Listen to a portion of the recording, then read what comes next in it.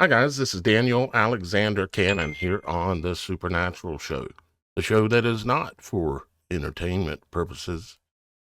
And today is going to be a good example of that because most of us are not going to want to hear, understand, or even believe what we're going to talk about today. Unfortunately, it is a reality that is becoming more and more and more clear. What are we talking about? We're talking about the flood of AI.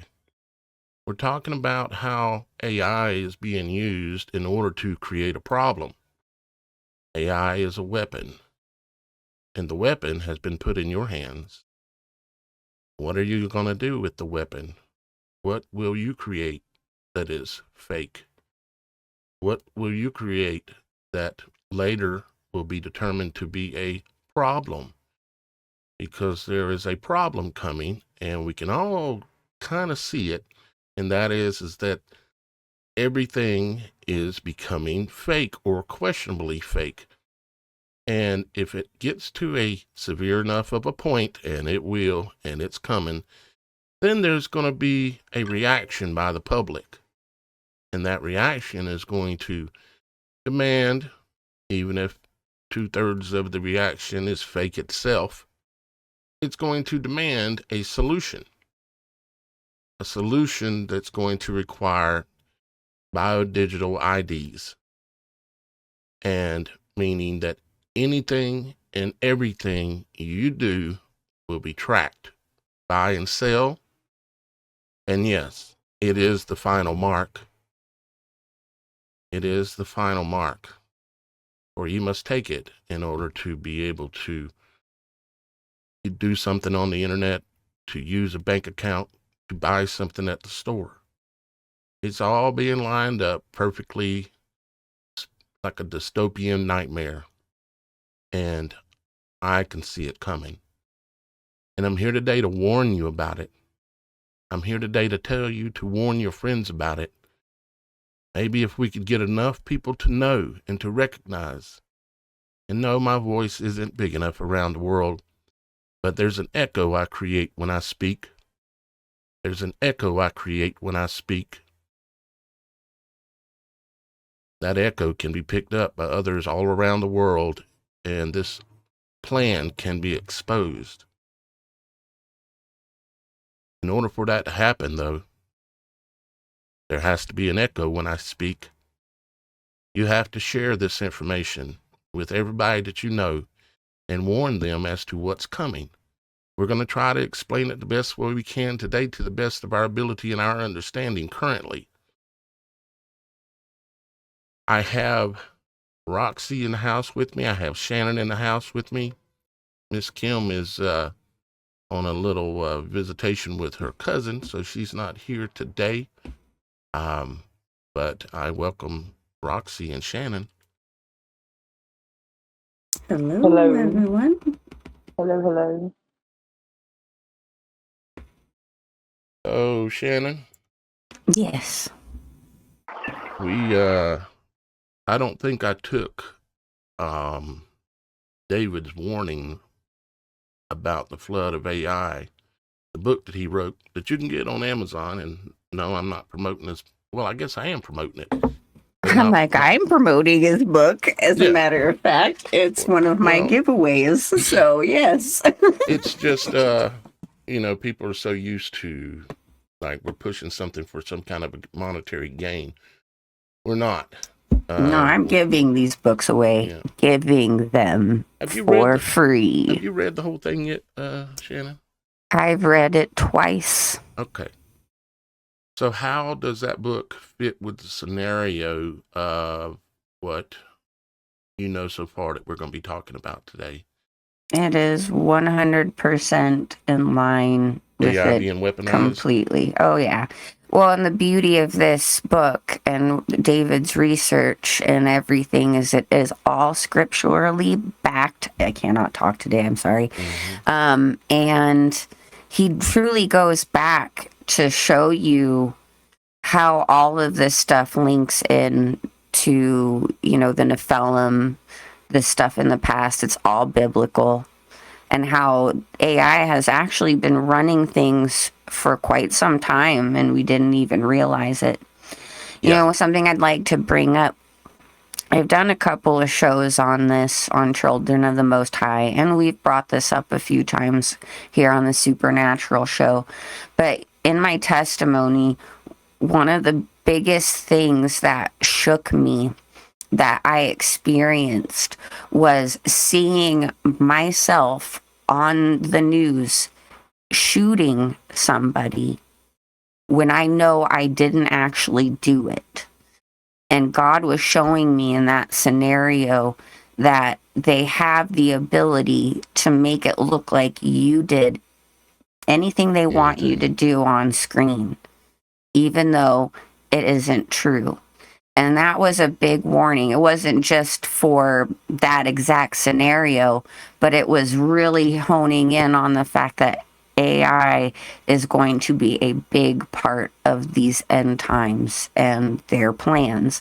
And you look at all the data centers being built up around everybody and all of these things, and you know that they're gearing up this power to be explosively large, much grander than what it already is. Who's going to build those data centers? We've got Amazon, we've got Oracle, No, I mean we've got the physical laying of the bricks. the physical laying of the bricks. I mean, there's some companies out there that. Okay, so what I'm getting at is that the people are going to build it. They're going to build their own prison. They're going to build their own demise. And we've been doing this for hundreds, if not thousands of years. We've been being led into it, unfortunately. And man is kind of a gullible creature, apparently. And we know we are, especially when we're born into this world new and don't know nothing. And we accept the reality that is presented to us. And I say man because I'm not sure I can use the word human anymore after Roxy blowed my brain the other day. Wait. She'll Can I do that. give it to him, Shannon? Can I give it to him? Yeah. You know where they get pink sea salt or pink salt from? Where? The Himalayan mountains. Well, we think it's a giant titan, so that's why they call it the Himalayan mountains. Okay, I'm out. Himalayan. Himalayan. Well, there's a real good chance you're on the money there. Wow. I've got a couple of videos here that I'm going to play. Could I interject one thing real quick? Yes. Before you play these videos, it might be a setup for it. I don't know, but just keep in mind, everybody, that because there is nothing more frustrating to me than when you're telling somebody or explaining how advanced AI really is, that they'll come back at you and say, no way, you can tell that it's fake because blah, blah, blah, blah, blah. It's like you realize that's the technology that they're giving you to use for free, right? Mm-hmm. So how advanced and how far back have we had that? And if you keep that in mind to everyday events for the last 15 years, just keep that in mind because the technology, years at least. Right, the tech, and see, they just came out with that, what is it called? Cora or whatever 2, or I can't remember the name of it right now, saved my life, but it's so advanced, but yet it's still free, but it does all this stuff. And it's like, you realize again, this is free and it's given to you. So they've had this forever. Okay, I'm off my soapbox. Just had to say it. Yeah, no. Exactly. We're getting the free weaponized version, even though you don't realize it's a weapon, just like you don't realize your cell phone is a weapon. It's being used against you and you voluntarily carry it around. Yes, I too have a cell phone, but I don't carry it around. At least I try not to, which makes it a pain in the butt for some people because they can't get a hold of me instantly and it drives them crazy. I don't carry around with me. But there's all these technologies that are creating convenience for us. They're all weapons. They've all got a few conveniences that we go, ooh, this is neat. I can talk to somebody in China live. That's like magic. Well, that's because it is magic. Or another word for magic is MAGA. The Magi that came they were the wise men that came upon Christ's birth. The MAGA. Anyways, that's another subject. But actually, I don't know if any of you know who, what's his name? He was a colonel, Michael Aquino. Mm-hmm. He was the leader of the Temple of Set, which is the more ancient version of Satan. It's what he's really known as back in like Egyptian days. But you know what his official title was? MAGA. The High MAGA, that's correct. So just keep that in mind, guys. Yes, the high position in the Church of Set or Satan. High position. They're called MAGAs. You can find television shows on Amazon and on Netflix where they have these characters and they're all witches. And I can't remember the name of the show, but the high priest was called the MAGA. Yep. I mean, we didn't make this stuff up. Don't judge us and don't hang us because of the truth, okay? I know the truth is inconvenient. Got a question, Roxy, and then we're going to play that video. Yes, sir. Now, I used the AI to create this image, obviously. And what I told it to do was to create me an image showing the coming flood of AI and creating fake, trying to get my words exactly how I did it, fake deceptions all over the world. And for it to show me the things that will be faked.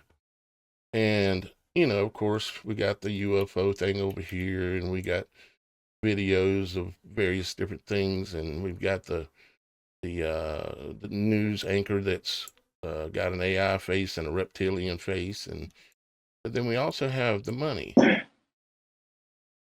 It made me wonder, are they going to start flooding the market with fake money, or is that already happening? I know you can go on the internet and you can buy money that looks really close, but are they going to say that the paper money is being faked by an AI computer somewhere and they have to get rid of it as one of their excuses for getting rid of money? What do you think about that, Roxy? Well, that's a good possibility, but that's a double-sided argument because I guess there would have to be a human in control somewhere for the whole operation of actually printing said money. Well, they would be behind the operation. I understand that, but even if they're doing it, they still have to have somebody else to blame it on. You see what I'm saying? They've got to have a feasible scapegoat on who they're going to blame it on as to why they have to do this. Right. And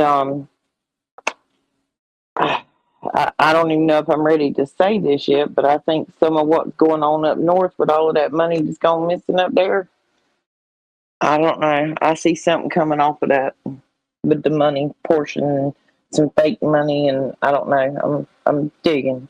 Mm-hmm. The reality of money is it's already fake. It already is not even money. It isn't a credit. It's actually a debit. And it is simply a piece of paper that everybody co-wins on.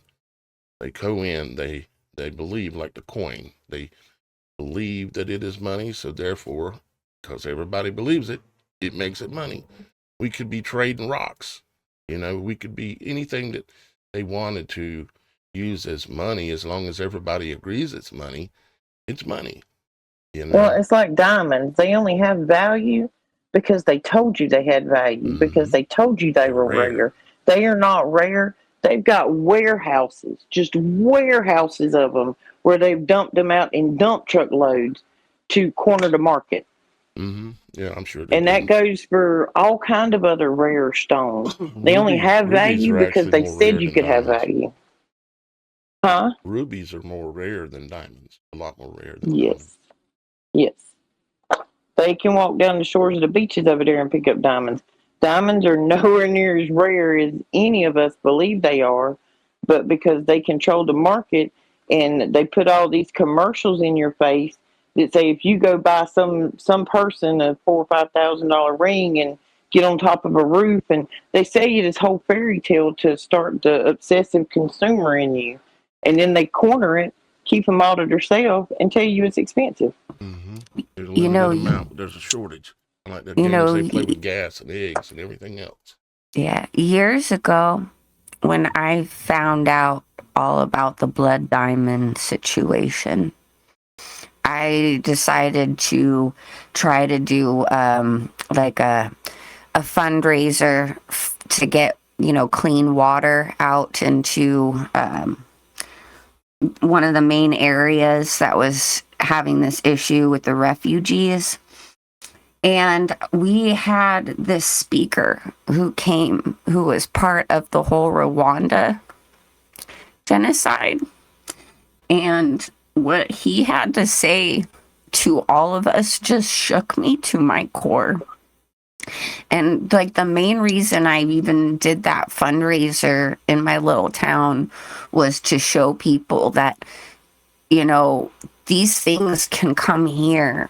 These are people, and this stuff that we're so obsessed over with these diamonds and all that is causing such a humane crisis, and it blew my mind how many people it just didn't even faze them. But after that man spoke, there wasn't one person in that room who wasn't affected.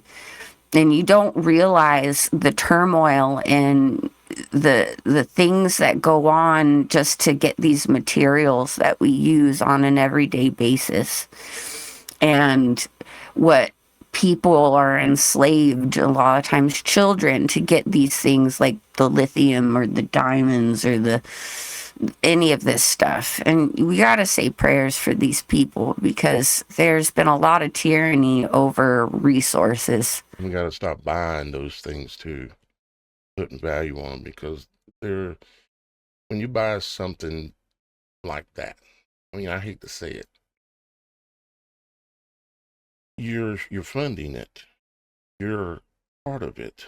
There's blood then on your hands, like in the movie Blood Diamond, like John Callie was mentioning in their comments. So I have bought a diamond before too. So I'm I just have a guilty as diamond everybody ring. else. Yeah, I do too. We got to realize the hard truths sometimes, and that's just my opinion. I ain't pushing it on y'all, but all right. So let's watch this video, because I think I think it's going to be quite a bit to talk about. Now, what I'm going to do is we're going to watch it one time, and then we're going to watch it second time, probably. The first time I'm going to just let the whole thing play. It's only about 5 or 7 minutes. The second time I'm going to play it, and we're going to go along and stop it and talk about some different pieces in it, kind of break it down a little bit. This is from a video game. Minimize that. From a video game that was called Metal Gear. It actually came out, I believe it was in, 98? Yeah, I was going to say 97, 98, something like that. For PlayStation. Oh, 1996, actually. Yeah, according to Wikipedia, it says 98, but anyways, right in there. I just can't read. Yeah. It looks like a 6 over here. Oh my All right, gosh, now I we need need to set the scene of what technology was in 1998. 1998, I had just bought my first desktop computer with dial-up internet. To us, it didn't look like it was much more than that Wikipedia page right there. Yeah, the graphics. Just in case you're younger than Google, younger than Google. You're going to see that the graphics are very poor.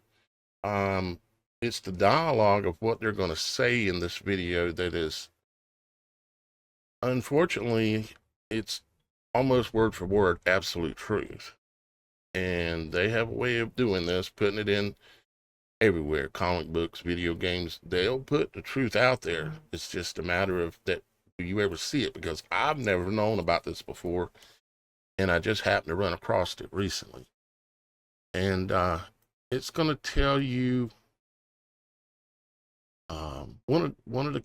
it's questionable as to whether both of the characters or all three of the characters you're going to hear speaking are even in the video and in the game, is as to whether they're supposedly all real or even all AIs.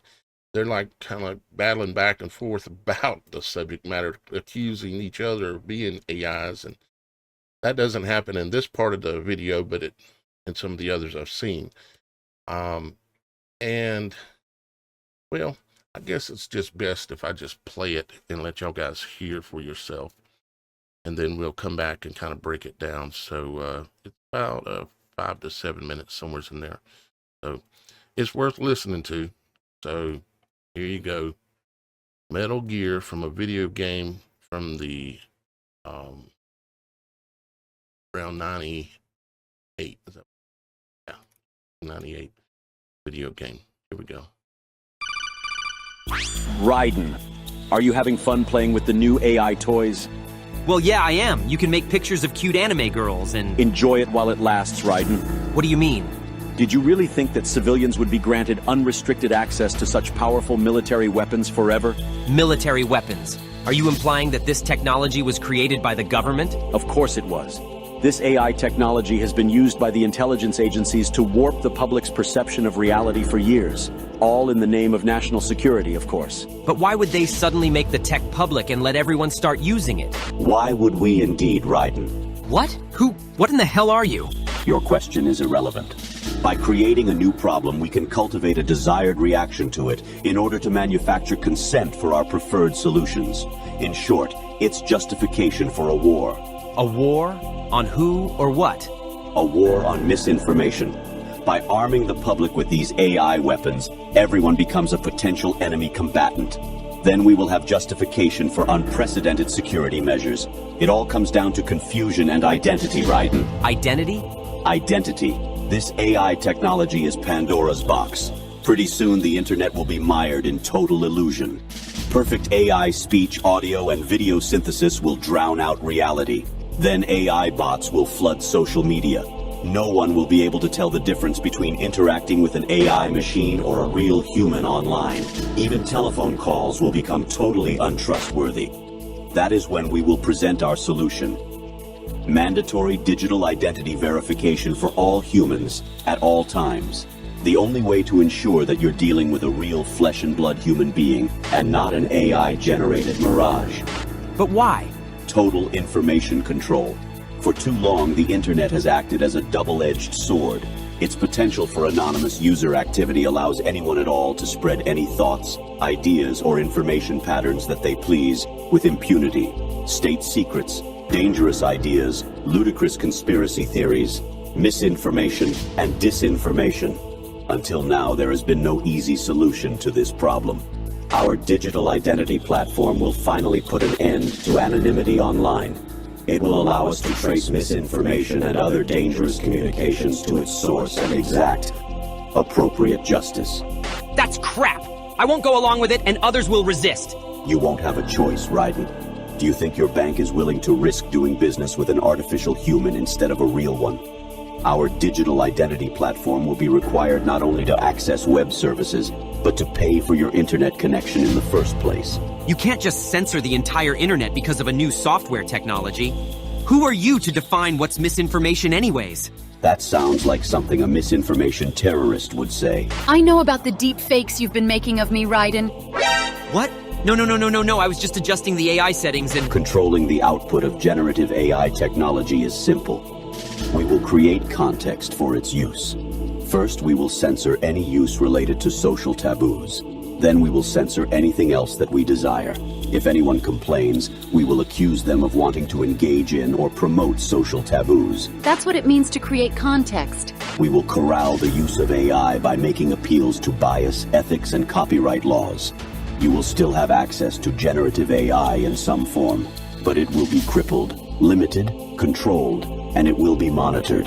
Anything that you generate will be cryptographically signed with your digital ID, so that its provenance can be ascertained if it's later deemed to be problematic. What gives you the right to control what people can do with their computers? The public at large will give us that right, because they will be desperate for a solution to the problem we created. They will eagerly give us the keys to the castle. Then, we alone will define what is fiction and what is reality, what is human and what is machine. After letting you get a brief taste of our power, we will reclaim our monopoly on misinformation and put an end to misuse of the internet once and for all. You won't get away with this. It is probable that we will. Now get back to work generating your precious AI waifus, Raiden, our beloved prompters. Enjoy yourselves.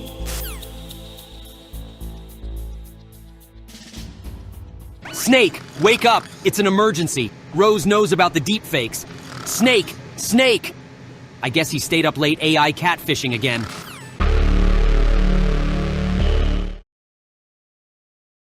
Okay. Whoa, dude. This was 98, and they said social media, They were talking about things deepfakes, didn't even exist. catfish. Yeah. I looked it up, and technically social media began in 97 with things like 6degrees.com, but like, who knew that? They knew But it. like 5 people, okay? There was no MySpace at that time. There was no MySpace. That's Nope. a pre-Google term there, peeps. There was no MySpace. Like, I remember being so excited because the year I had my daughter in 95, I got my first computer, like, at home computer. I was so excited the internet was out and we got dial up and I plugged it up and it made the noise and I got online and all it was like a digital newspaper. There was no, it was like 98 before you could you know what I mean? Like, you could do anything with a computer besides just read the internet like a newspaper. Yeah. Nobody thought about no stuff like that right there in 1996 was even fathomable, much less possible. They have to roll it out appropriately and slowly in order for the consumer to consume and be able to consume and adjust it and modify it a little bit along the way so that the population will consume it. I don't know for y'all guys, but hearing that, it just confirms absolutely that we can see a weapon that is already employed and is already in the air moving, if you want to refer to it like a bullet. And it's like knowing a disaster is coming and you want to tell the world. You want to warn the world of this impending disaster. And all we got to do is walk away from it. But yet, no one listens. I worry sometimes that right after this show is done with, and the few views that it gets because it is suppressed, even though we're trying every possible way we can, I worry that no one will even remember me warning them, and they'll continue forward and just walk right into it. We know they go after the children, like with video games and, cartoons and all this kind of stuff. And they've got them, for the most part, they've got them, got their minds. And they've got their faces in that phone and in those iPads and all this. And I know, luckily, not everybody is doing that, but it's like, how do we stop this? Because the gun's already been fired. They literally called it Pandora's box, basically.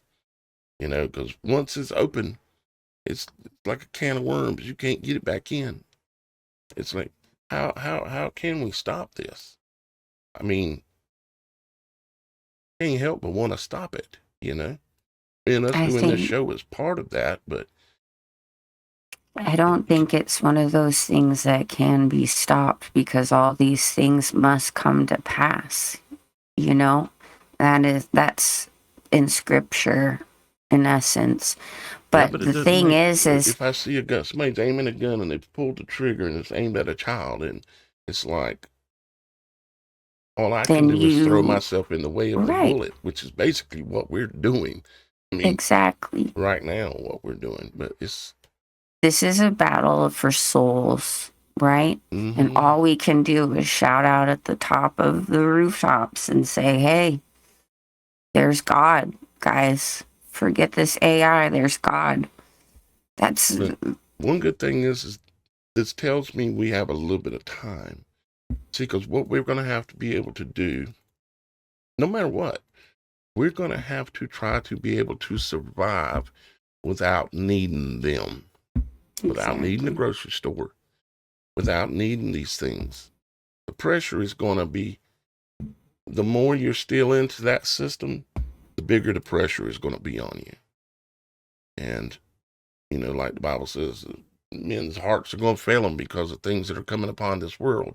It ain't just talking about scary things in the heavens and things like that. It's just pressure. You know, I deal with, because of my situation and the way I've chosen to live my life in the last 16 years, I deal with a lot of pressure because I've unplugged from so much, and it causes pressure. Luckily, I'm able to deal with it, but when you have, it makes it really difficult when you have people around you that you love and that you would do anything to protect them, and you see that pressure on them, and it's like, oh, it's insane. Now, guys, if you don't know, what they're talking about is the Hungarian dialect, or is what's credited with it. And the Hegel, or Hegel, name Hegel comes from the guy's last name. He was a philosopher. And I'm going to spend some more time looking into some of his work and see if I can't mine a few more things out of it. But basically, it comes down to the problem, reaction, solution. That's exactly what they're talking about in this video. In that, from 1998, before the internet. Well, the internet was literally just starting to roll out, you know. And now here we are. What's this? How many years has that been? It's been 27 years ago. 27 years. I would have been like 20, what? I don't know, 27, 28? I don't know, somewhere in there. Going on 30 years old when that video game came out. And I remember the first time I looked at the internet, the guy was telling me about it, and he said, hey, let's come to my house, we'll surf the internet. I'm like, what? He's like, yeah, come over. So I went over to his house, and he pulls up, you know, and he pulls up the this page, and it was like an online book, basically. He's like, we're surfing the internet. I'm like, it wasn't too exciting for me in the beginning, No, it obviously. was like somebody had just took the library and put it in my living room. I mean, Yeah. this was not this exciting entertainment thing that I thought it was supposed to be back then. Because that's the way my frame of mind, this was going to be the adult video game, so to speak. Yeah, I think it's kind of the way, because I was 21, 22. You know, I had grown up money back then. Had married and had kids, and I'm like, I can buy me a video game. That's what I thought it was. No, it was an online newspaper. Yeah, that's what it seemed like. And it seemed harmless enough at the time, just like all things, that I don't even remember really having a thought of the danger of it at all. And See, I was the exact opposite. My stepfather worked for Boeing, And, you know, he was in AutoCAD and all this stuff. So he built his own, you know, motherboard and the whole 9 yards. And we had a computer. I was like the only one on the block in 97 to have like an actual computer. And I hated it since the moment it came in the house. And even in my freshman year of high school, I was, you know, on the speech and debate team, making my final speech on how AI was going to take over the world. And they all thought I was crazy. I was like, no, the Terminator's real, guys. I'm serious. Still to this day, it's like, I often wonder if they remember that. But like the whole entire class was against me. Yeah, and people still probably don't realize that the Terminator is actually a thing even now. You don't think that they show us they've got some cool robots, right? What do you think they really have? What do you think was dropped into Venezuela? Assuming that their story of what went down is even remotely close. Do they need to send humans anymore? I'm not even sure that they would send humans. Humans are fragile. They've got robots that are run by AI, and you can't think based on the AI you have access to. We're talking about 50-year advanced AI. Imagine 50 years from now, that's what they've got now. Think of the tech that I'm not going to say his name. He owns a social media platform, you know, and he builds these cars and stuff. Musky smelling guy, yeah. Yeah. Just think about the fact that if you were going to try and inhabit some place, wherever that place may be, that does not have anyone in or any infrastructure in place, it is a hostile environment. So what would be the first thing you would need to do? You would need to build vehicles that would run on solar. Well, secondly, it would be a harsh environment for fragile humans, so you would just build an army of robots, correct? Mm-hmm. He got both of them. Mm-hmm. Mm-hmm. Most people don't realize the car they're riding in is a literal robot. And it's already programmed where it can turn on you if it wants to. If it's told to, it turns left if it wants to. Or turns right, or hits the gas, or hits the brakes. And I'm not talking just about, the ones, Tesla. I'm not talking about those necessarily. I'm talking about cars all the way back into probably around 2000. Once they introduced the computer into the automobile, where it controls everything, including, when you're driving your car, your modern car right now, you've got your hands on the steering wheel and you're turning it. You're not turning the wheels. The computer, you're giving input to the computer, and the computer is then turning the wheels based on the input you give. Now, you also don't realize that most all of the modern cars have an internet connection that's live all the time. It's running in your car even when you're in bed asleep. That car. And just FYI, your car is ratting on you to your car insurance. Yes, it is. They have access to all that information, and it ain't just insurance, but that's true. But you guys remember that just recently, what was it, a year or so ago, China was basically saying they could hack anything, hack our cars, hack, airplanes, boats, all that kind of stuff. So they've embedded that technology already in it, so they can mess with it. Mm-hmm. Listen, doesn't that when they dropped in over there and got old boy with the mustache? They cut all internet, all electricity, all everything before they went in. There ain't no telling what they got. Mm-hmm. Well, you guys remember in the Obama presidential, reign, how many drone things he droned all kind of stuff. A lot, yeah, and he bragged about it. It was a thing. Well, think of it now, and that the big beautiful bill has been Right. Well, the big beautiful bill, which is the AI autonomy of things, has been directed to take over and be in charge of the weapons and military establishment And even the laws. and the laws. So it is not in human hands. It's in AI hands.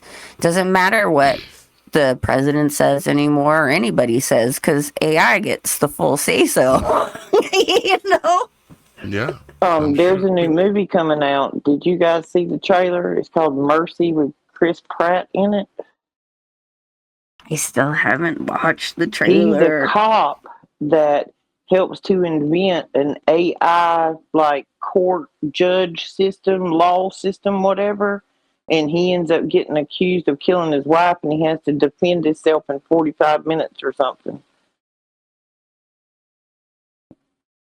I don't know. It was kind of, Willie sent it to me. Mm-hmm. It was a little creepily real. Uh-huh. Yeah, and I think of remember the movie Tom Cruise was in it, and they had the precogs in there. Minority Report. Minority Report. Uh-huh. I knew when I watched, Pre-crime. yeah, pre-crime. I knew when I watched that.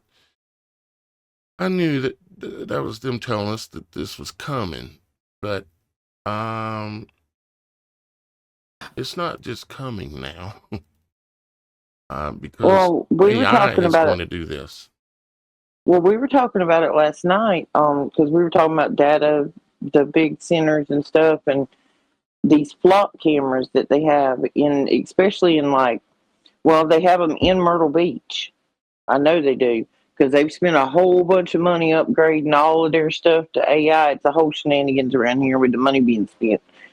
But it's so bad they can't get officers to work there. But anyway, their camera system has AI attached to it. And if it hears a gun go off, it will pinpoint where that gunshot was fired from and send officers in that direction automatically. No 911 called, no nothing. Shot rings off, cops come running because the cameras hear everything. And if you don't think they can't pinpoint one particular conversation from new cameras, you are mistaken. The cameras at Walmart can pick you up and facial ID you from one side of the parking lot to the other. Mm-hmm. I have first hand knowledge, And second hand knowledge of that information. part of the whole making everybody wear a mask thing was them fine-tuning their facial recognition. So all they need to see is just about anything. They can White of your identify you eyes. by the way you walk. The white of your eyes. Yeah, I mean, you can cover your eyes with shades. You can put a mask on. You can still do that in public or walk in somewhere. But they can still identify you. It's much more in depth than we want to believe. Okay, well, I unfortunately think about this from a frequency standpoint. If we are aware and we know how far our information finding and putting the puzzle pieces together seems to be behind their actual level of knowledge, we understand now that every human being on this earth has a very unique frequency. We all have a frequency. They'll just fine tune their perception of what sensors they're looking for, and they'll find you by that anyway. They'll be able to tune in individually, dial you up on a dial. But it sounds like sounds scary what we're talking about, and it is scary. But we've got to prepare, not only ourselves mentally, but we've got to prepare. You've got to try to work ways so that you're not going to be tied to these systems. It's the only chance you're going to have. Otherwise, you're going to be like the guy from the movie Sail. He was the guy that was trying to get away from being killed and all this. And he ended up, along with the rest of them, walking around cell tower in circles at the end of the movie.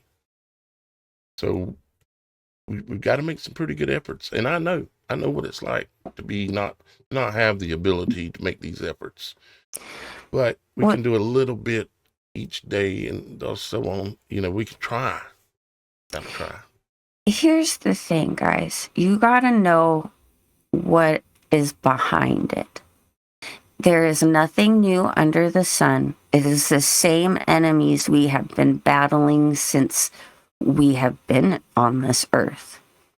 And we cannot be scared with it. We have to give it up to God and recognize what is running this and give it up to God, because that is the only way to beat it in your world, in your everyday, is to recognize that it is these spirits of the Nephilim, these demons that are constantly already been trying to get at us. Now they have a vessel that is so widespread and easy to access and manipulate.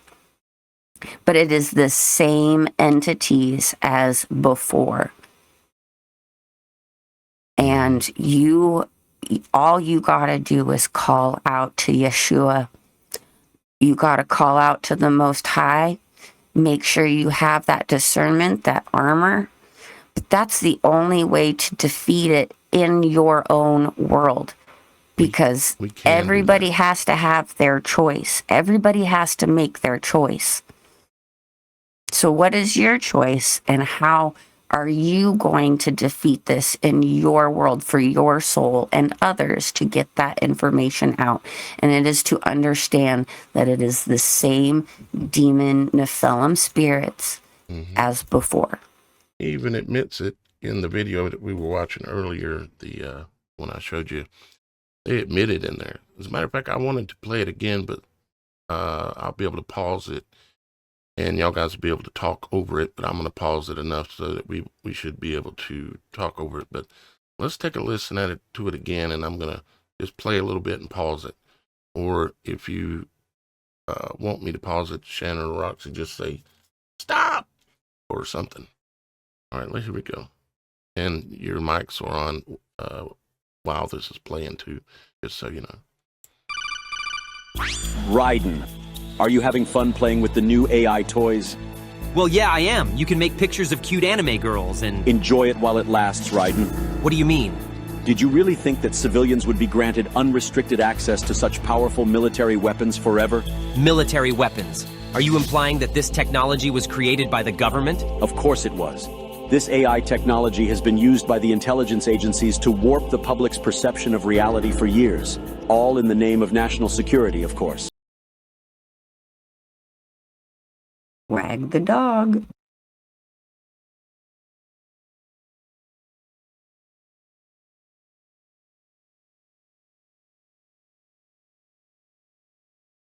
All I hear is silence. I don't know what happened. Me neither. Are we just still gonna live? pause it. Yeah, we're still live. We are. Oh, all right. There he goes. I added y'all guys' mic to that clip, but I didn't add my mic to the clip. I gotta add, Nice. yeah, you know, one of those Daniel things. Let me add my own mic, and then we can go back to it. Give me just a second. Ah, there it is. Look at that. It actually works when you do it right. There we go. Okay, so let's try that again.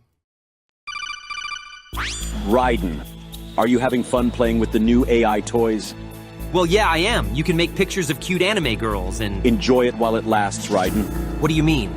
Did you really think that civilians would be granted unrestricted access to such powerful military weapons forever? Military weapons. Are you...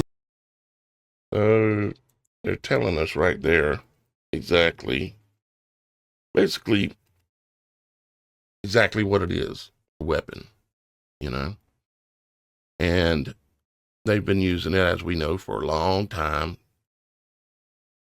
But now they have chosen to put the weapon in our hands because they know how we're going to react. They've calculated as to what people are going to do. They're going to write fake books. They're going to do a deep fake of their girlfriend doing something, or do a deep fake of their husband doing something so that they can take them to court.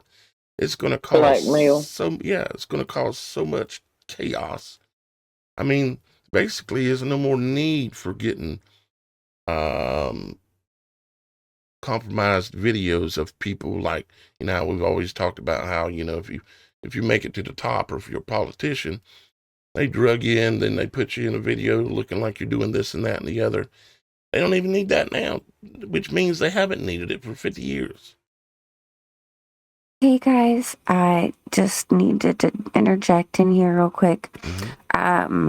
My pain levels are just off the chains right now, so I'm gonna get going. I'm gonna get in chat. So I'll still be with you guys, but I can't hang in the studio anymore. So I will be in chat, guys. I'm still here, but I gotta get back in this bed. So I tried. I made it for a little bit. Thank you, Shannon. You're so very welcome.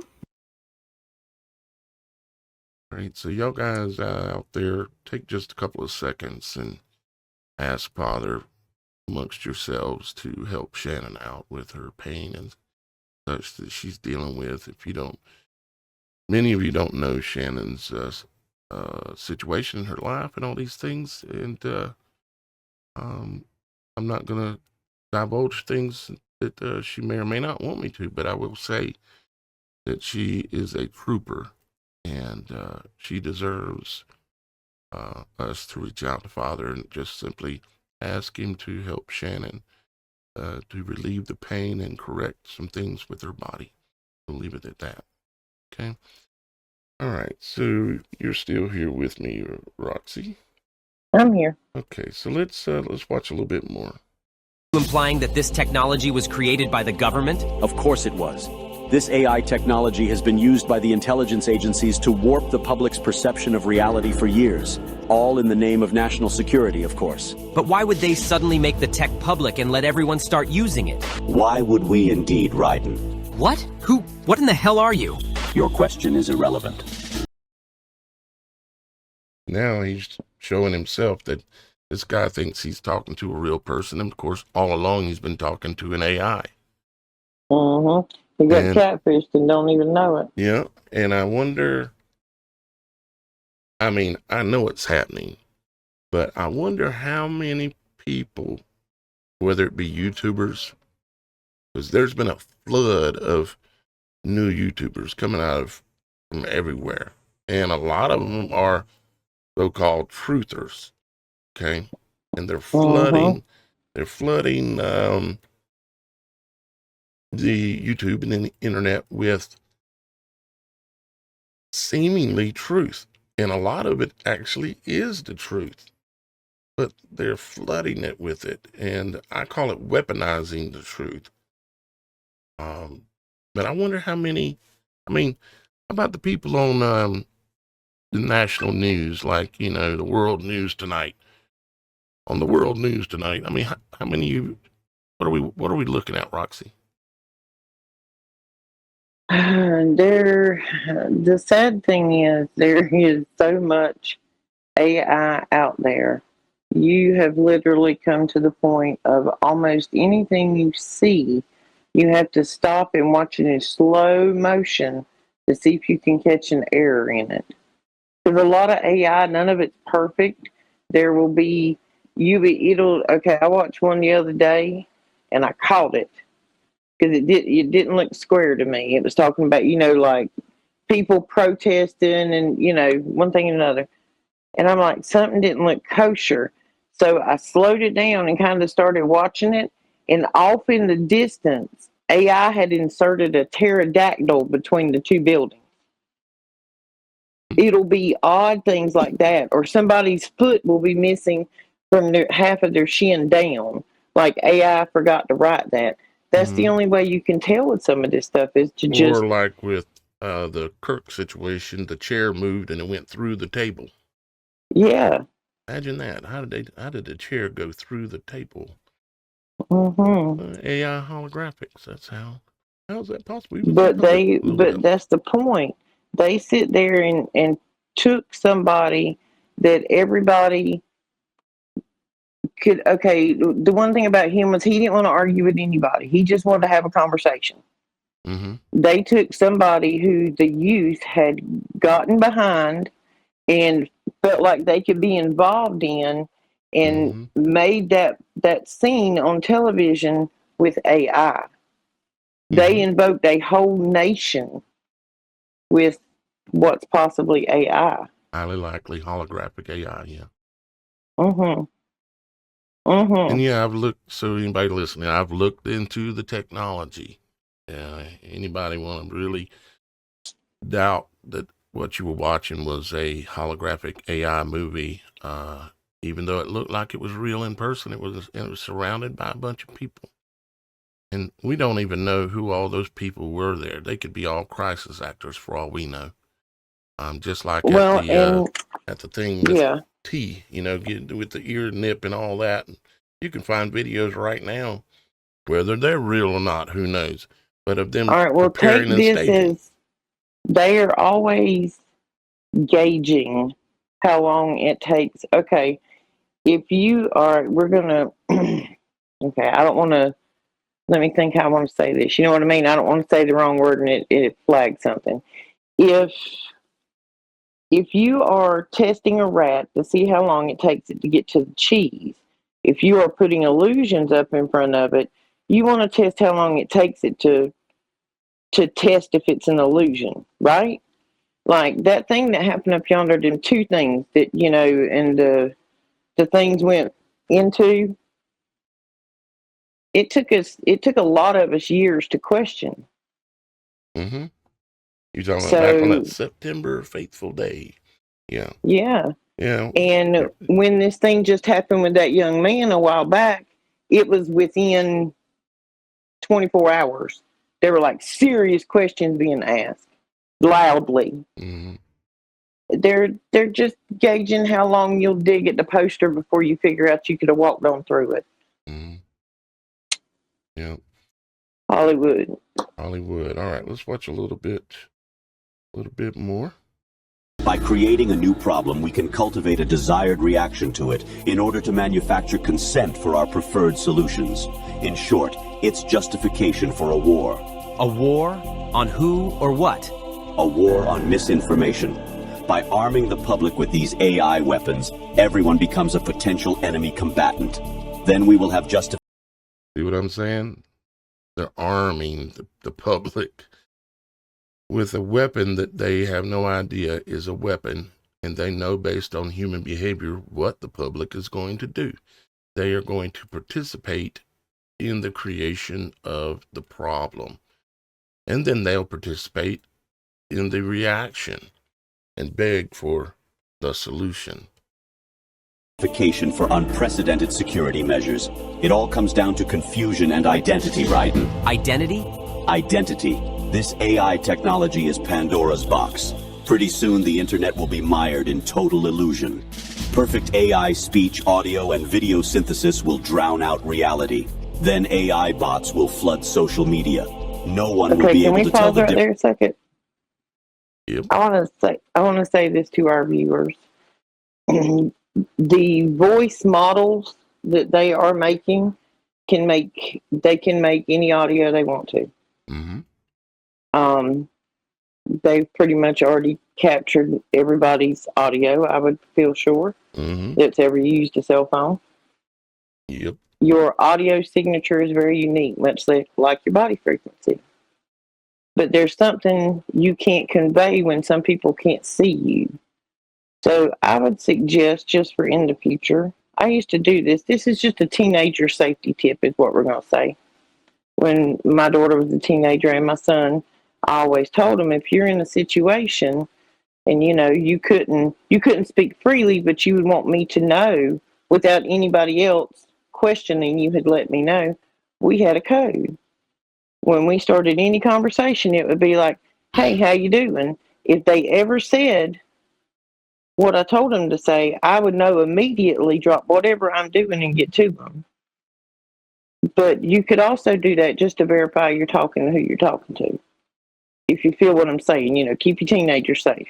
Mm-hmm. Okay. Yeah. Go ahead. Good. Matter of fact, you and me have done that for many decades. We've always had this little internal code that we're not going to speak out loud here, but we've always had these certain memories that Roxy has and that I have, and only we would know the answers to those questions, those memories. So yeah, And I have different codes for different people almost, and that's just a me thing. Like my sister and I, we have a whole set of codes. She's married and I'm with somebody. So, like if I text her and I'm like, hey, you got 10, it means I got a question. I can't remember how to do this recipe. I just need you for 10 minutes and you go on about your life.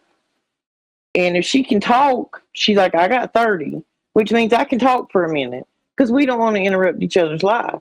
But if somebody responded otherwise to me with that question, I would know it was not her. Mm-hmm. We do that on purpose. Mm-hmm. If she needs to speak to me in total private, she knows what to text me, and I'll look at, Willie and say, hey, I'm going to talk to my sister a minute, and I go out the door and I'm gone. But that's, we've done it since we were kids, and I do it with my kids and I do it with other family members. But this day and time, who's to say, because I got a channel, my voice is out there, hours and hours and hours of it. Yeah, just your cell phone it's done, and it don't even have to be your cell phone. There are mics everywhere. Everybody you see has got a spy in their pocket. It's literally insane. Literally and probably insane. 9 more in your house. Every TV, every smart device. Every piece Don't of technology. put smart bulbs in your bathroom or your children's room. Just saying. Smart bulbs. Smart anything, because it's spying on your child when your child should be in private. Same thing goes for all of us, really. You should have a place somewhere where there's absolutely no tech. And then you have to realize, too, that the microphones on your cell phones are extremely sensitive. They're so sensitive, and I've proved it before with some videos, some editing I've done, where there's no sound in a room, but if you turn record on, I can find out exactly. I can hear you breathing if you're in the room by just messing with the audio. I can literally hear you breathing, or you just shift your body at all, or slide your foot, anything, something that there's no one in the room could even possibly hear. It's all recorded via your cell phone mic. That's how sensitive it is. The only way you can do anything about that is literally about put it in the freezer and cut off its communication and cut off its ears. Anyways. All right. So let's do another little piece. Difference between interacting with an AI machine or a real human online. Even telephone calls will become totally untrustworthy. That is when we will present our solution. Mandatory digital identity verification for all humans at all times. The only way to ensure that you're dealing with a real flesh and blood human being and not an AI-generated mirage. But why? Total information control. For too long, the internet has acted as a double-edged sword. Its potential for anonymous user activity allows anyone at all to spread any thoughts, ideas, or information patterns that they... So then the internet itself, of course, was a weapon as well. Probably doesn't need to be said, but it is. All of this tech stuff are weapons. Even if they let you play with it, it's a weapon. The internet was set out to allow people to believe that they had this freedom because it was, it's kind of like, my mind goes back a lot of times to what I call a drop door pig trap. Do you know what that is, Roxy? No. It's where they take something that pigs want, let's just say corn, and they put it in a particular spot in the field, and they start feeding the pigs there. And so more and more pigs start coming and eating the corn at night. Then they go in and they slowly put up the fence, one panel at a time. One panel one night, give it a couple nights, put up another panel, give it a couple nights, put up another panel, and then finally install a door that has a drop mechanism on it that they can trigger wirelessly.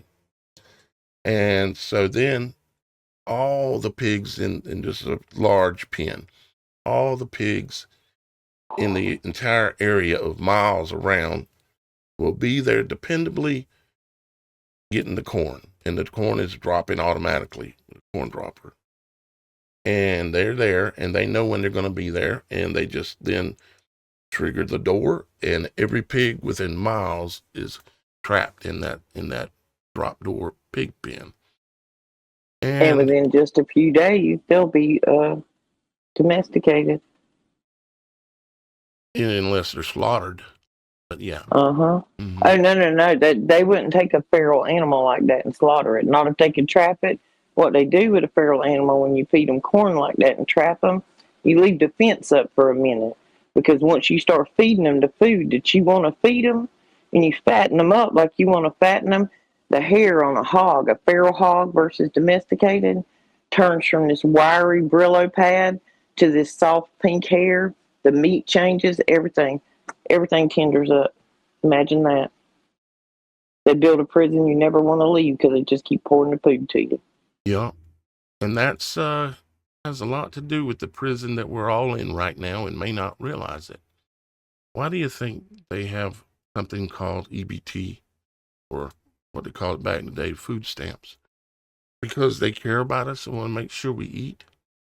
No. They want to control us. And they want us to have a certain pattern of behavior. And, when they give that money out and we go and take it, which I don't get food stamps, I can't. But anyways, we go and take it, turn it back in. You turn it right back in, the same money they just gave you. You turn it right back into the same exact system, same people that gave it to you.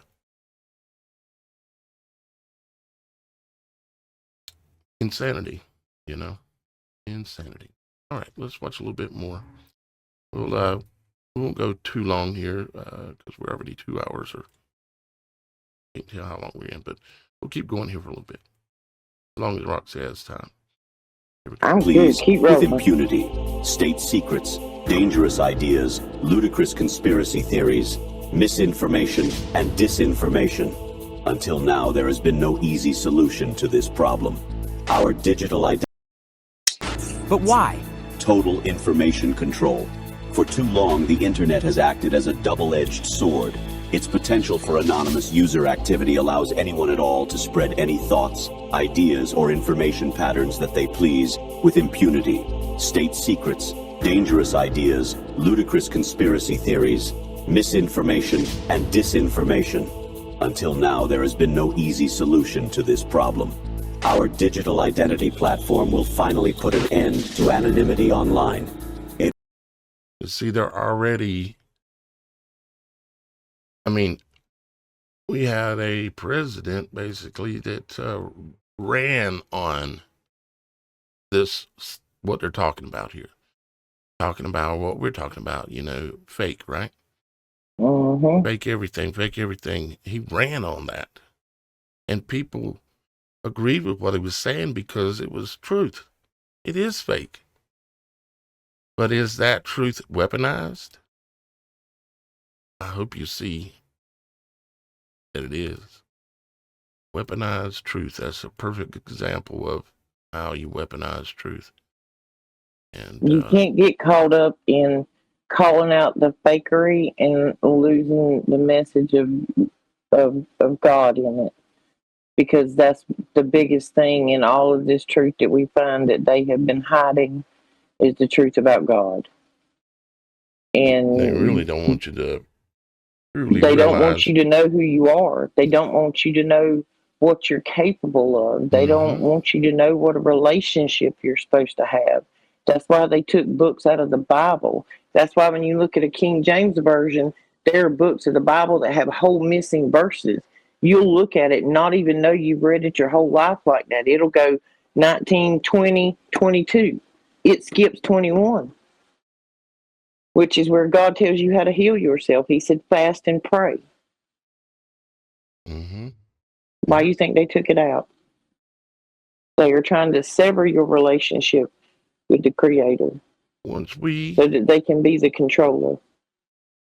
once we realize what it truly means to be in the image of our Father in heaven, once we truly realize what that means, none of these things going on will worry us in the least. And I say we because I'm still a growing spirit myself. But I do know that I've been shown how Father can protect us in the worst of moments. In a millisecond, he can reach in and protect your life.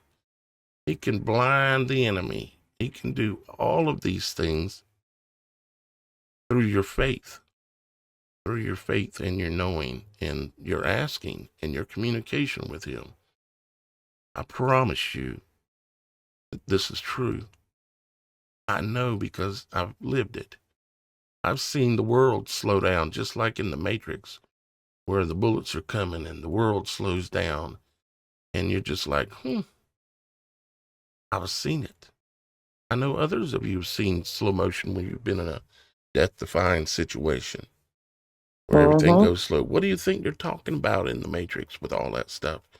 And they say, talking about Neo, they say, he's beginning to believe.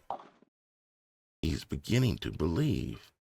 Well, see, I'm beginning to believe in the construct of time as they have, pushed it upon us is not what it is. So if you think about the matrix of the fact that maybe he's just going in super slow motion and he can see all the giblets.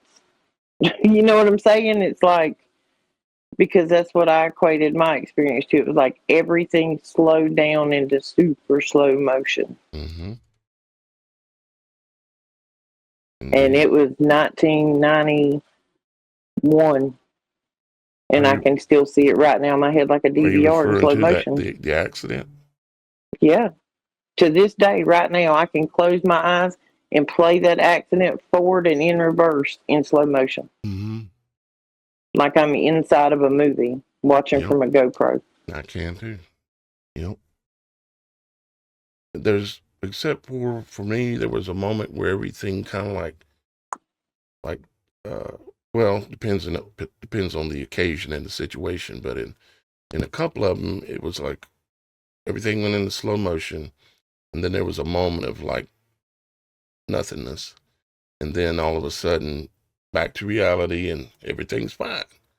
Like you're running off the side of a bridge and everything slows down and you're looking around like, well, this is not good. I'm running off the side of the bridge at 50 miles an hour. This is not going to be a good crash at all. And then all of a sudden the truck drops back on the highway from 6 inches above, and you're driving on down the road. I've experienced these things. God is real. He's there right now with every one of you. The key is just to realize it, to know it, not even to just believe it, but to know it. He's right there with you. And these times that are coming that we're all going to probably have to go through in some ways, he's still going to be there right with you. Now, knowing that, we should still try to prepare as best we can. But at the end of the day, no matter what, Father is right there, and there's not a bullet, there's not a frequency, there's not a nothing in this entire world that he can't alter, change, or stop. Because I know, because Father has shown me. He has shown me several times, because I'm a knucklehead, slow learner. But he's shown me enough in different ways that I don't believe. I know there's a God. I know he can intervene at any moment. And I want y'all guys to know it too. Believing it is good. Knowing it is better. All right, let's watch a little bit more. Will allow us to trace misinformation and other dangerous communications to its source and exact appropriate justice. That's crap! I won't go along with it, and others will resist. You won't have a choice, Ryden. Do you think your bank is willing to risk doing business with an artificial human instead of a real one? Our digital identity platform will be required not only to access web services, but to pay for your internet connection in the first place. You can't just censor the entire internet because of a new software technology. Who are you to define what's misinformation anyways? That sounds like something a misinformation terrorist would say. I know about the deep fakes you've been making of me, Ryden. What? No, I was just adjusting the AI settings and... Controlling the output of generative AI technology is simple. We will create context for its use. First, we will censor any use related to social taboos. Then we will censor anything else that we desire. First, we will censor any use related to social taboos. Okay. Have they done that yet? Are we there yet? He says, first, we will censor any use related to social taboos.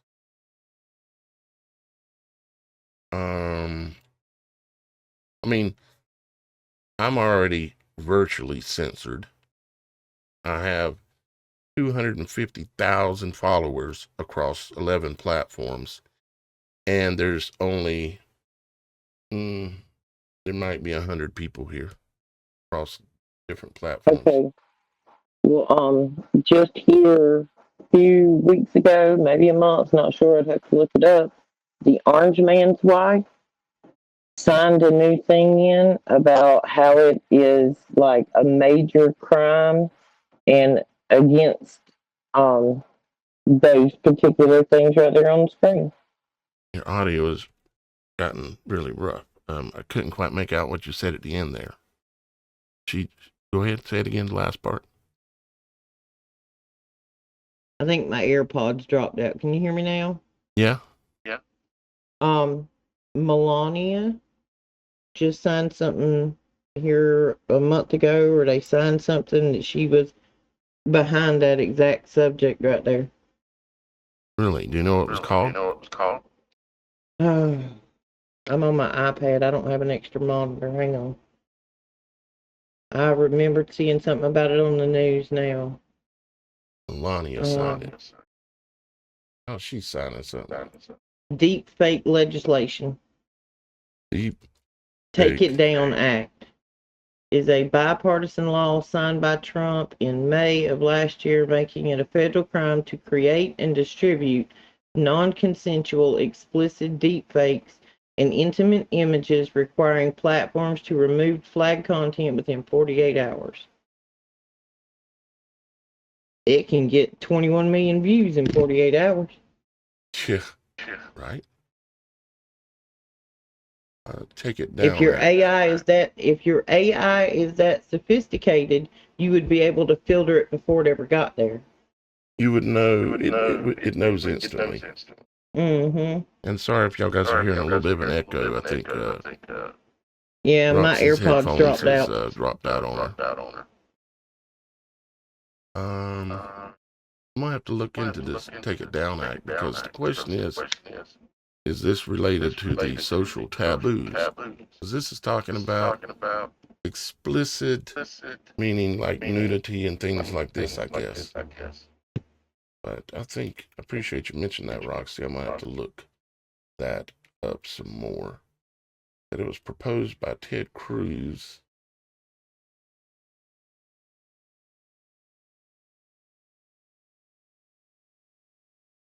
Yeah, so anyways, we'll look into that some more, guys, and probably bring you back some more information on it, because obviously this is something we need to be coming back on a regular basis. And we've been on this trail for a while, because I would imagine I'm one of the, not first, but one of the beginning people saying, talking about weaponized truth and warning about AI, although I was a little bit slow on that even.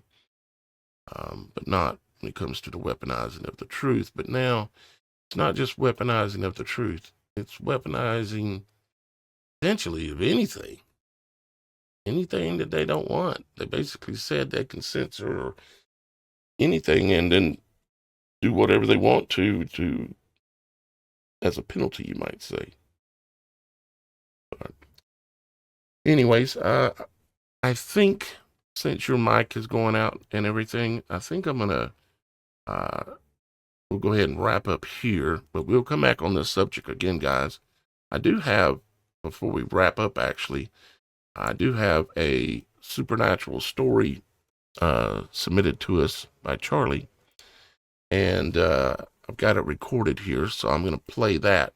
Now it's about Charlie's experience with being out in the wilderness by a stream.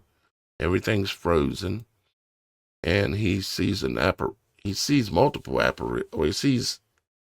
he has multiple supernatural things that happen. And I read his story here, and then I express some of my opinions about what actually was likely going on. So I'm going to play that, and then we'll wrap up completely after that. But if you want to, you can hang around, Roxy, or you can take off if you need to. Thank you for being here. I'm going to take off. Okay. I got something to come in. Okay, no All problem. right. See you guys next week. Have a good evening. Yep. Thank you, Roxy. And thank you, Shannon. Thank you, Miss Kilm. Even though she's not here today, she's probably listening and maybe commenting some. Thank you, Super Dave. Thank you, Super Mike. So let's take a listen to Charlie's story about the female skeleton riding a horse. And this is a true story. This isn't for entertainment, okay? It's just an experience that someone had that they shared with us. And so, with that being said, here we go. Let's take a listen. Hopefully I got it set up right and I won't have to start it over, but let's try it out.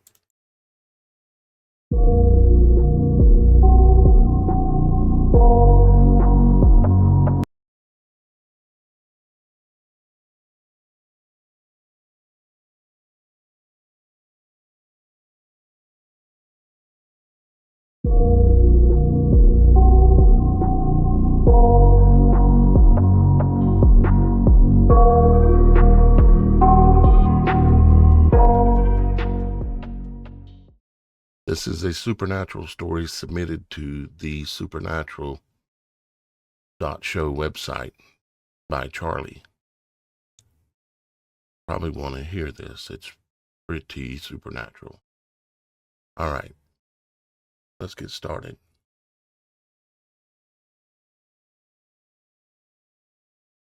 By Charlie W. Hello, brother. Okay, this happened in 1975. My family was living in northern Missouri in a little town called Vidalia. I was 15 years old. It was in the middle of November, and up there by then it was getting pretty dang cold. I know some people may be offended by what I was doing, and I'm sorry for that.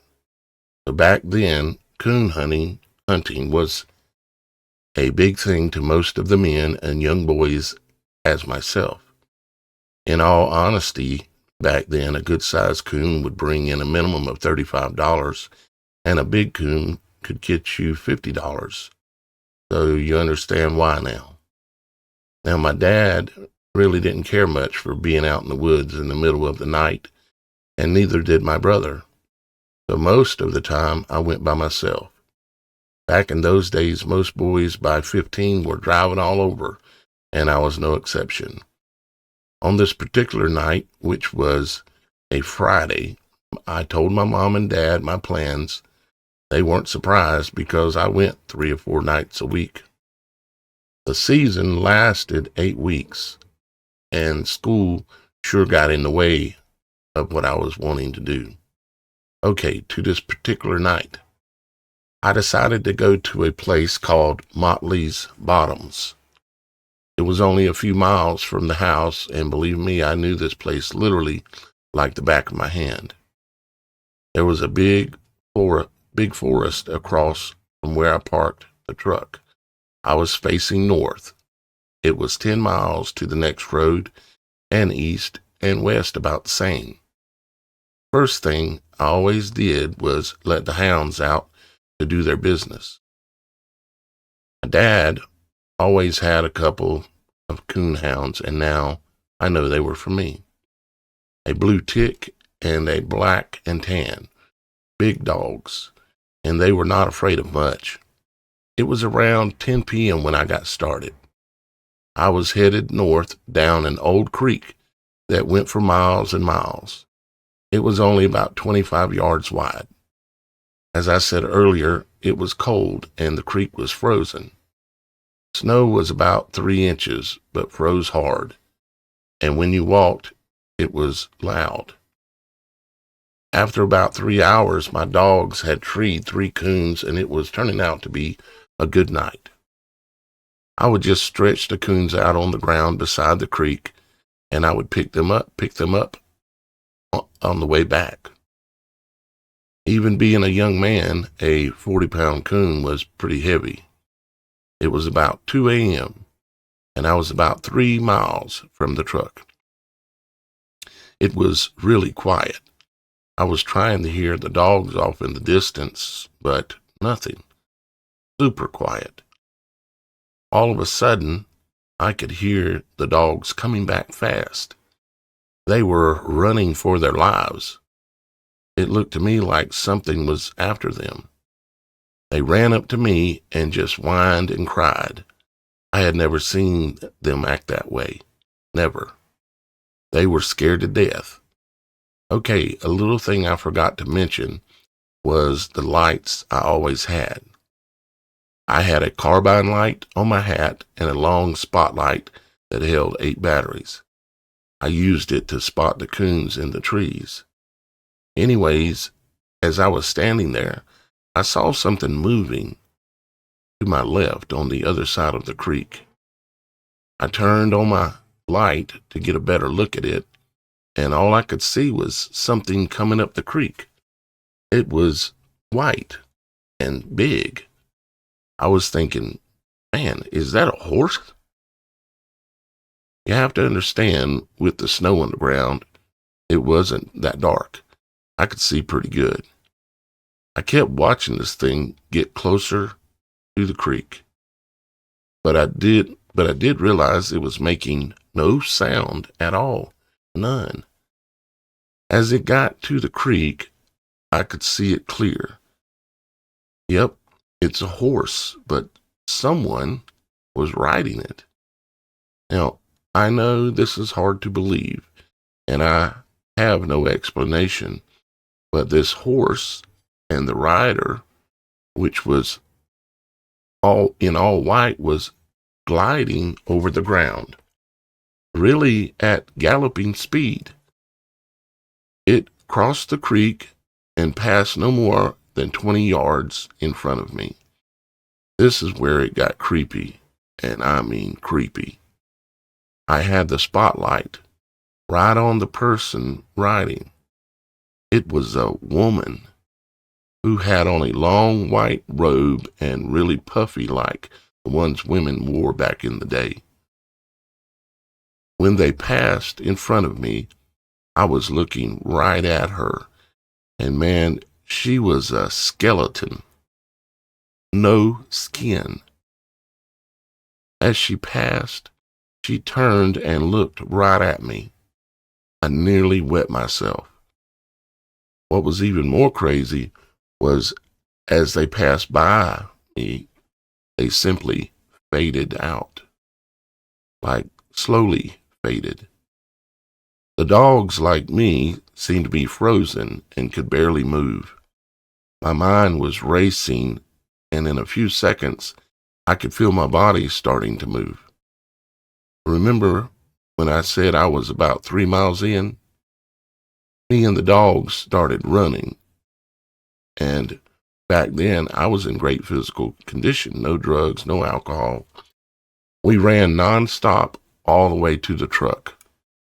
When we got there, I turned one more time to see if anything was coming, and that is when I saw my first orb. It was about 100 yards out and just hanging there just above the trees. It was white. It sat there for like a minute or so and then just blinked out. Was it an angel? Did it make sure I made it out? From that day forward, I have witnessed so many of them that I have lost count. I see orbs weekly, in broad daylight and at night. Bless you and peace be with you, Charlie. Well, Charlie, I have a few things to add to what you're saying here and maybe help you understand a little bit more about what might be going on here. Now, this is just my opinion based on my experiences in life as well. Okay? So, let's get here where you said a couple of things. Your dogs were running. Well, first off, you couldn't hear anything. You were listening for your dogs, but you couldn't hear anything. Okay? You said it was super quiet. Okay.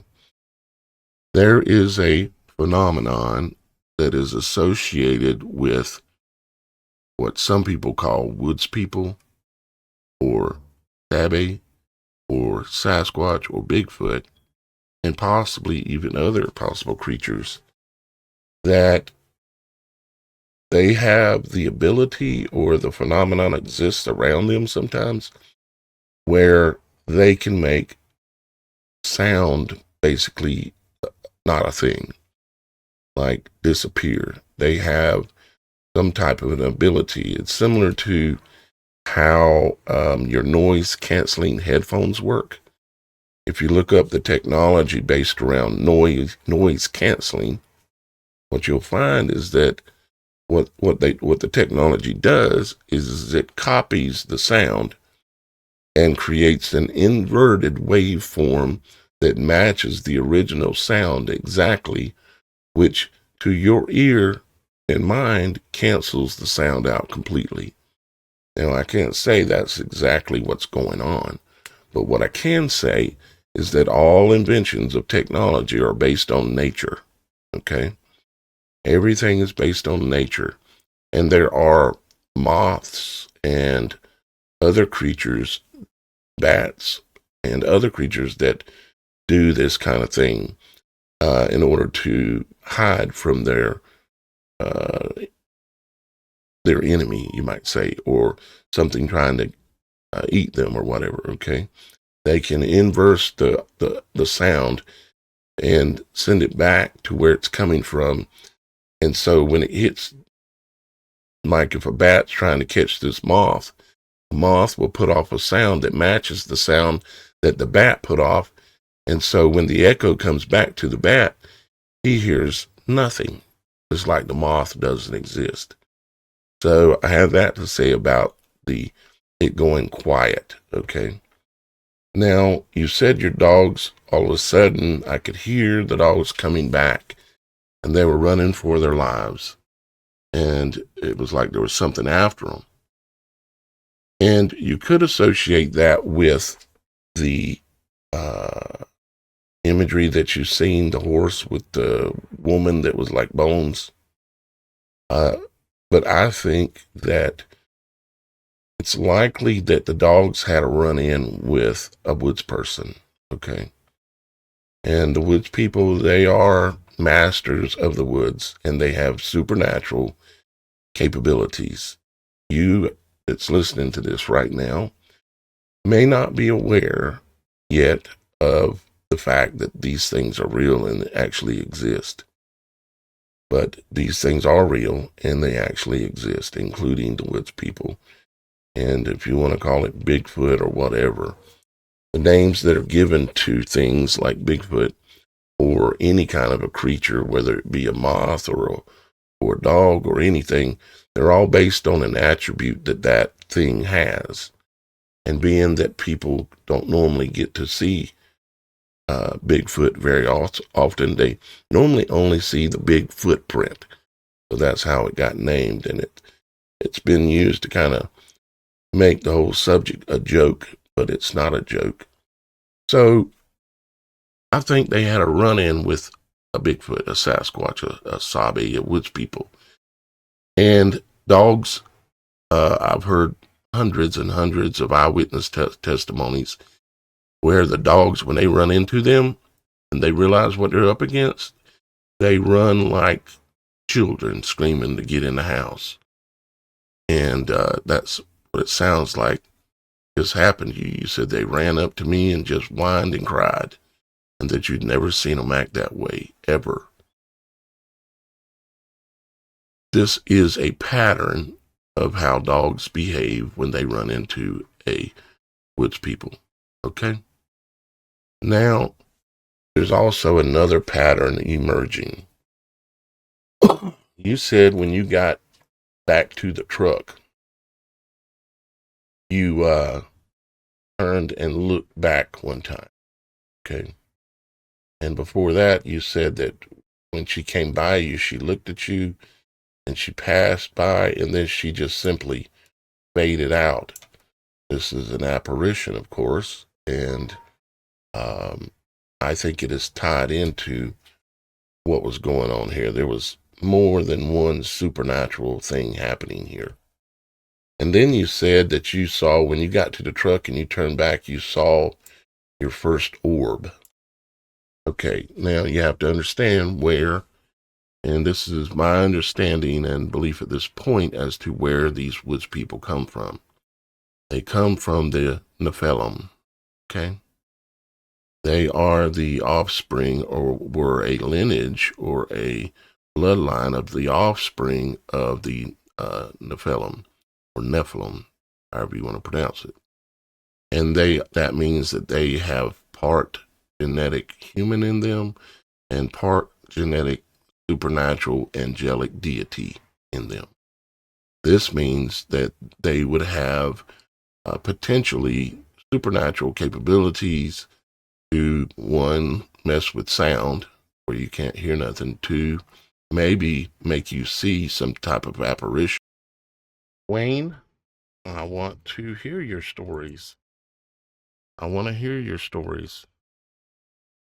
So please, you can email your story or stories to me at tellmystory@thesupernatural.show. Or you can go on the website. And on the website, there is a button that says TSS submissions. Hover your mouse on that or click on that and you'll see submit story. You can submit it there. You can't, put it this way. This isn't a judgment statement, but we have to now talk about the cray-cray. Okay? We cannot hide or covet the supernatural happenings that have happened to all of us in our lives. We have to now tell those things. Okay? So I want you, I want to hear about the happenings in Northern California. And anything from any of you, I want to hear it, okay? I just want to stop it there for a second to keep going. And although I'm not as sure on that one. But when it comes to the orb, now, for myself, and some of you have heard that I have had firsthand, in-person, close, in-your-face experiences with orbs the size of Volkswagens, right in front of me, right on the water's edge at the beach, and also on the mountaintops in the mountains. And these orbs and the Sasquatch, they tend to a lot of times appear, from personal experience and also from my research, they appear a lot of time where there is water movement or on top of a mountain. And it sounded like you maybe had a little bit of both going on up in the mountains. I want to hear those too, Tracy. you gotta, email them to me. Maybe we could, because we're supposed to meet tomorrow. Maybe you could share one of them then, and I could record it. Or if you want to write them down, email them to me. Tell my story at thesupernatural.show or submit it on the website, Tracy. And also where there was water movement, currency, current, meaning like energy flow. So I think what happened there is that they had a run-in with a woods person, and that the woods person has angelic capabilities and is able to manifest itself into a orb of light. Typically they will be on a smaller scale. They will be more the size of a beach ball. When people witness the orbs associated with woods people, the ones that I normally see, they're big as a Volkswagen. They are the angels that exist in our realm supernaturally that are of a higher level. But apparently it's looking like that the woods people have the ability to transform into a small orb of light size of a basketball or beach ball, that kind of thing. So I think that is likely related to what you've seen. Now, you didn't say how big the orb was, and you said it was about 100 yards out, just hanging there above the trees, and it was white. This is typical of the stories from people who have seen orbs associated with woods people. And the option is also open for y'all guys to meet with me all I have to do is send you a link. I can text it to you, Wayne, or anybody. I can text you the link, and you click on the link and you're right in the studio with me, and it's a peer-to-peer studio, which means there's no server like Skype or any of those kind of things in between us. It is a direct person-to-person, as close to private as you can possibly get. And you can meet with me and tell me the story directly as well, if you would prefer that over an email or a submission on the website. You can do either of those options.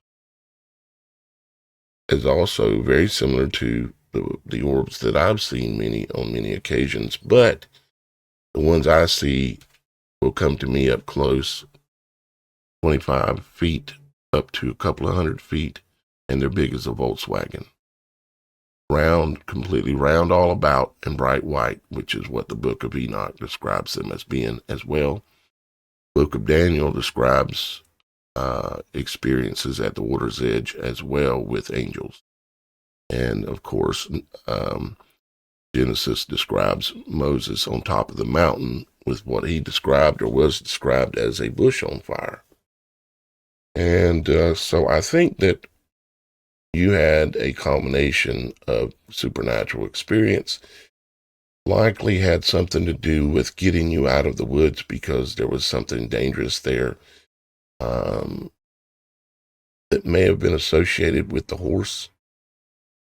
Because that, to me, might fall into that other category, okay? But Charlie, I thank you very much for submitting the story. And what's your story? If you've got a story that happened to you, I don't care how crazy it sounds, you can submit that story 2 ways. One, you can just email it to Tell My Story.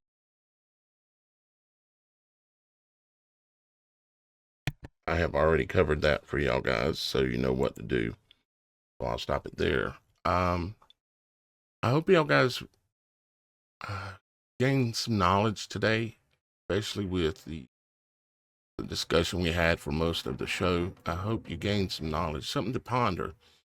I'm not saying I'm giving you all the answers. I guess I'm giving you a lot of questions, things to ponder, and decide how you're going to deal with it in your life, because ultimately you have to make the choices for yourself in this life. Don't listen to some YouTuber. Don't listen to really anybody You really have to choose for yourself. This is your ride. And I would think the main person or it's not a person, the main entity is our Father in heaven is who you should take it to. You do that simply by going in a quiet place, not out in public, not on the internet. I don't really pray much on the internet, not because I don't pray, because I pray a lot, but it says in the Bible, and it makes sense, to not pray on the street corner like a word it uses, not heathen, but hypocrite. Yeah, don't do that. And so I tend to not do it unless it's really, really feels like I should. So with that said, thank y'all guys for being here. I see Arges saved by the G, saved by God, maybe you're referring to. It says, by the way, I at 74 grew up in Medford, Oregon, and worked in the timber of our Northern California. I bet you got some things to tell, don't you? And all the guys who work for me typically were non-believers. Came to believe in these creatures. Yes. I mean, I can't help it, but I have enough information at this point in my life that I know that they're real. And I've heard testimonies from literally thousands of people. There is a legitimate, straight up guy, his name's Steve, on the How to Hunt or the Facts by How to Hunt on YouTube. And he doesn't have, when he gets to talking sometimes a little bit about politics and some things, I don't agree with everything he says. But there's not much I don't agree with him on. But when it comes to all the stories that are submitted, I mean, he's been doing it now for probably close to 10 years. And the stories are just amazing. And he just sits down and reads the emails that come into him. And recently he started doing a few little interviews and stuff, you know, more like this. But I recommend his channel, The Facts by How to Hunt.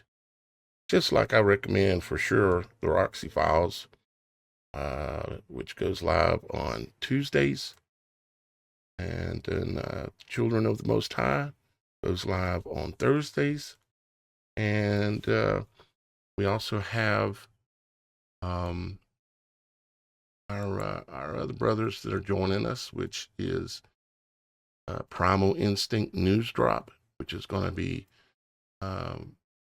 which already has joined the network. And then we also have